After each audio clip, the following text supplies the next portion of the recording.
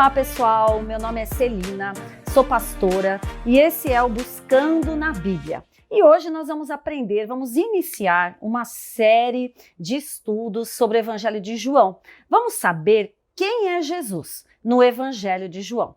Mas antes eu quero fazer uma introdução sobre o Evangelho de João. O Evangelho de João ele tem algumas particularidades que os outros evangelhos não têm. Alguns acontecimentos no ministério de Jesus, na Judéia, em Jerusalém, que não se acham nos outros três evangelhos, em Mateus, Marcos e Lucas. Nós também vamos ver que o autor do Evangelho de João se identifica como discípulo que Jesus amava. João escreve esse livro para reforçar a verdade do Pai, que o Filho de Deus se fez carne e habitou entre nós. João foi um dos 12 apóstolos de Cristo e um dos 3 mais chegados de Jesus. João foi o único apóstolo de Jesus que morreu de morte natural. Este evangelho foi escrito depois que os demais apóstolos já estavam mortos como mártires e depois que os evangelhos sinóticos, Mateus, Marcos e Lucas, já circulavam nas igrejas por mais de 40 anos. Nesse evangelho tem um detalhe, o número 7. Esse número 7, ele é muito evidenciado no Evangelho de João. Sabe por quê? Ele fala de 7 sinais, ele fala de 7 sermões, ele fala de 7 declarações, eu sou, que dão testemunho de quem é Jesus. E é isso que nós vamos aprender nessa série de estudos, de 21 estudos, que são 21 capítulos do Evangelho de João. No Evangelho de Mateus, olha só, Jesus é apresentado como rei. No Evangelho de Marcos, como servo, e em Lucas, como homem perfeito, mas João o apresenta como sendo Deus. João, logo no comecinho, no capítulo 1, do versículo 1 ao 4, diferente de Marcos, de Lucas, o Evangelho de João ele não começa com a genealogia. Quando nós lemos o Evangelho de Mateus, vem logo no primeiro capítulo uma genealogia, mas João faz diferente, justamente porque o objetivo, de João era apresentar Jesus como Deus. E como Deus, ele não vai ter árvore genealógica, claro.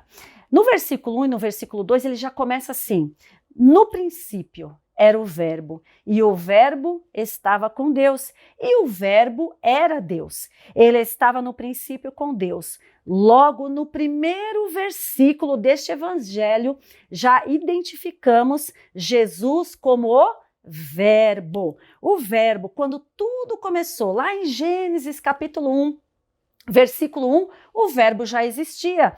Antes de qualquer coisa existir, o verbo já existia. O verbo logos não é um ser criado, é a palavra em ação. É o verbo é uma pessoa, o verbo é Jesus, o verbo é o próprio Deus, pois o verbo é divino. E aí, na sequência, nós vamos entender que no versículo 3, depois, vai falar assim: todas as coisas foram feitas por ele, e sem ele, nada do que foi feito se fez. O verbo é o agente divino da criação de todas as coisas. Foi ele que trouxe à existência o que não existia. Deus disse: haja luz, e houve luz. O verbo, Jesus, é a palavra criadora de Deus. Por meio dele, tudo foi criado, as coisas visíveis e invisíveis, tanto as coisas terrenas como as coisas celestiais. Dando sequência, no versículo 4 diz: nele estava a vida, e a vida era a luz dos homens. Tudo que existe foi criado por Deus e recebeu vida. Mas Jesus não. O verbo não recebeu vida, mas tem a vida em si mesmo. Jesus é o verbo, Jesus é a vida, Jesus é a luz.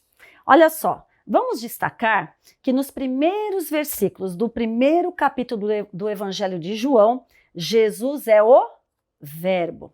Dando sequência à leitura, nós vamos ver nos versículos 29 ao 34 que podemos identificar Jesus como o Cordeiro de Deus que tira o pecado. Olha só que interessante. Quando a gente lê o Evangelho de João, a gente vai ver que em cada capítulo Jesus se identifica de uma maneira.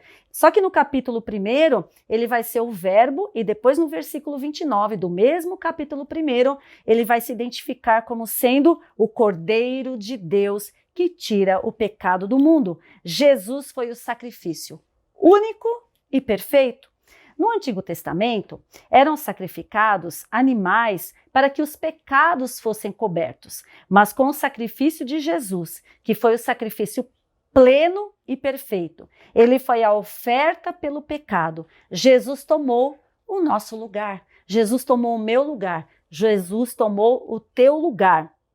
Jesus, ele morreu a nossa morte para vivermos a sua vida. A morte de Jesus na cruz é comparada com o Cordeiro imaculado e incontaminado.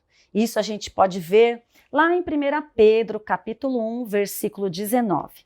Olha só que interessante, mas tem mais ainda. Segundo os comentários de Hernandes Dias Lopes, nas outras religiões, os seres humanos oferecem sacrifícios para os seus deuses. Foi algo que, quando eu estava lendo esse livro, essas anotações, essas observações do reverendo, eu achei tão interessante, porque nas outras religiões, os seres humanos oferecem sacrifícios para os seus deuses. A gente pode ver isso até em filmes, em livros, está bem notificado a oferta, né, o sacrifício aos deuses. Mas no cristianismo, olha só que interessante, no cristianismo, Deus providencia o sacrifício para o ser humano, totalmente ao contrário, porque o nosso Deus ele é único.